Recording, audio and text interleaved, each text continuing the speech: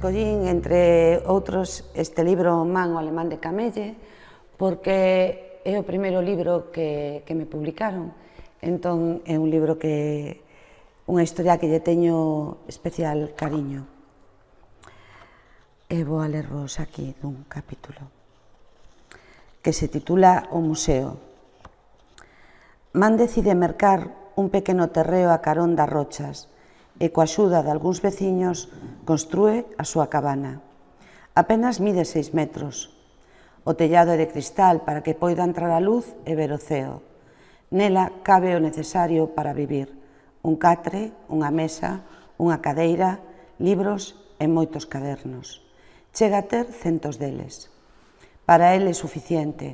Man só ten unha idea: crear o seu museo. Os museos que vos coñecedes son lugares case sempre pechados, onde se mostran as obras de artistas e nos que ás veces tes que pagar. O Museo de Man non ten ningunha semellanza con eles.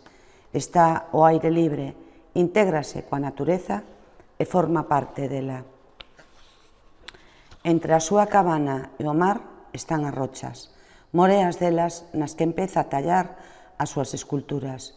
Todo o que necesita para crealas está aí: pedras, cunchas, ferros, redes, bolsas, botellas, rodas, esqueletos de animais e case que todas llas cospe o mar.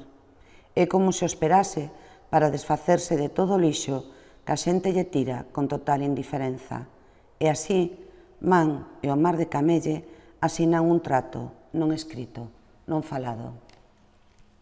O seguinte libro titúlase Cando John Lennon coñeceu a Valle Inclán, e tamén un libro que lle teño especial cariño porque foi moito tempo que me levou preparar toda a información, e quero aproveitar ademais para agradecerlle a Pacho Valle Inclán, o seu neto, o seu apoio en canto á documentación. Cando baixei a almorzar, Max e as tías xa estaban no invernadoiro. Decidín ir ver os progresos do sistema de rego. Era o menos que podía facer, e así mo demostrou a miña tía, a máis alta. Bos días, sobriño. Agardo que teñan a túa aprobación as obras e cambios nos que estamos traballando todos nós.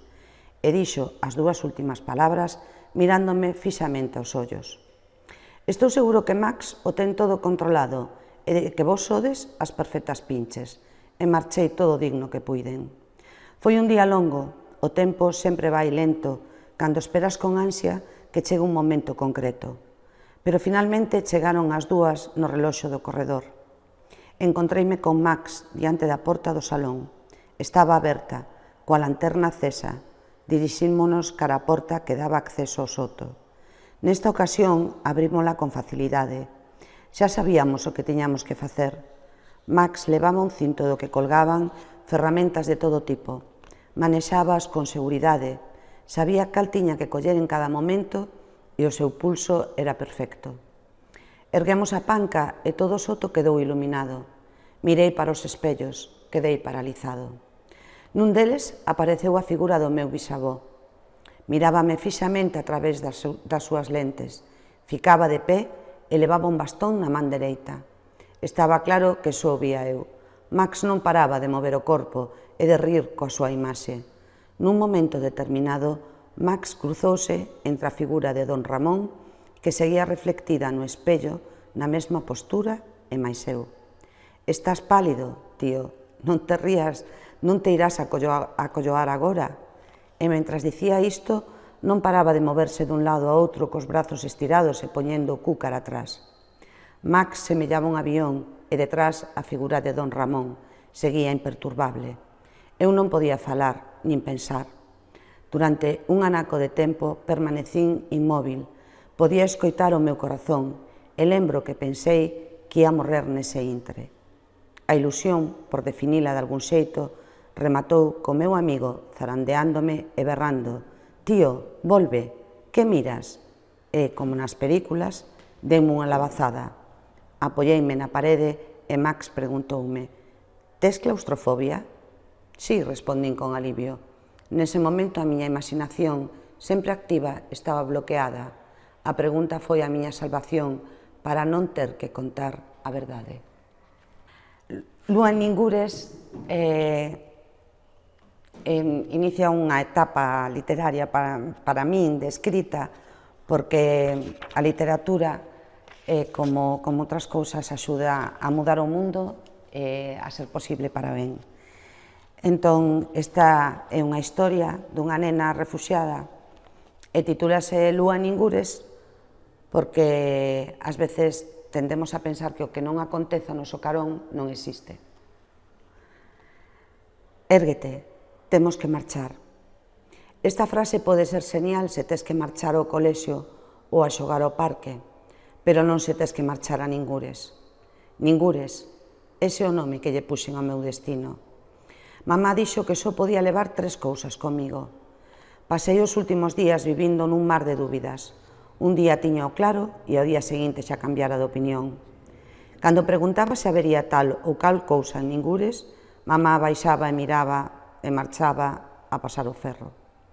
Ela, que sempre tiña resposta para todo e que cando non sabía que dicir, me facía cóxegas ou me batuxaba con auga mentres eu fuxía cara ao xardín, esquivando as salpicaduras e rindo as gargalladas.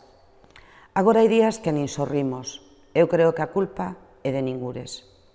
Todo comezou a noite que mamá anunciou que ao día seguinte non ía ao colexio. E con quen quedo? Preguntei. Con nós. Despois dese día viñeron máis días na casa e xa estaba empezando a aburrirme. O xardín deu en quedar pequeno. Xa fixera todas as expedicións posibles e non había recuncho que non percorrera. Ás veces tentaba escoitar as súas conversas. Xa sei que iso non está ben, pero sempre me pode a curiosidade. Non entendía case nada. Falaba moi baixo e o ton de voz era invariablemente triste. Só tiña clara unha cousa, que tentaban convencer o avó de algo, pero non lograba saber de que. Até que, nunha das miñas escoitas, escoiteille claramente: non vou. Aquí nacín, fun ao colexio, coñecín a túa mai e aquí morrerei xunto a ela. Non teño máis que dicir. Que non viñese o avó facía de Ningures un lugar moi pouco apetecible. Sen os seus contos antes de dormir, as noites non ia ser igual. Ata pode que non lograse conciliar o sono, como din os maiores. E quen me ia axudar coas cores dos meus debuxos? Quen me ia ler o Principiño polas tardes, deitados na herba do xardín? E xa non poderíamos descubrir xuntos o noso planeta. Empecei a estar tamén eu triste. Nos días seguintes non volvín escoitar detrás da porta. Xa tiña 2 cousas que quería levar: a caixa de pinturas e o Principiño. A terceira era a máis difícil de conseguir: levar o meu avó.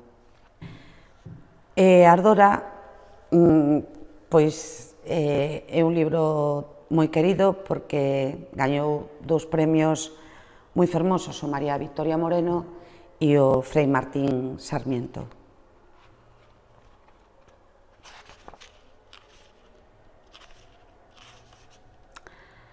Estou apoiada na mesa de estudio do meu cuarto. Fora, no xardín, caen pingas do orballo dos arumes como bágoas máxicas e a brisa mareira entra pola xanela. O meu nome é Nereida, que en grego significa a muller que vive no mar, e, como as nereidas, teño sona de posuir unha voz fermosa. Vivo con 3 irmáns, Magana e Curú, os máis pequenos, naceron en Etiopía, son xemelgos e inseparáveis. Andón, o mediano, naceu en Bulgaria, e de maior quere ser zoólogo. 2 nais, 2 cadelas, unha gata e un camaleón completan a familia. Cada un de nós é responsável de cada súa mascota, de lle dar de comer, mantela limpa, levala a pasear e recoller as cacas do xardín. Vivimos nunha casa de 3 plantas preto do mar. No último andar temos un cuarto de xogos enorme e con moita luz só para nós. As máis das veces pasámolo en grande aí, porque tamén é un lugar en que celebramos os aniversarios ou calquera outro día de festa que coincida no inverno ou que chova. Todo isto, a miña historia, empezou cunha posta de sol na praia de Soesto, no planeta Costa da Morte, como din as nosas máis. Lara quedou sen protector solar e pediulle a Helena se podía prestarlle un pouco do seu.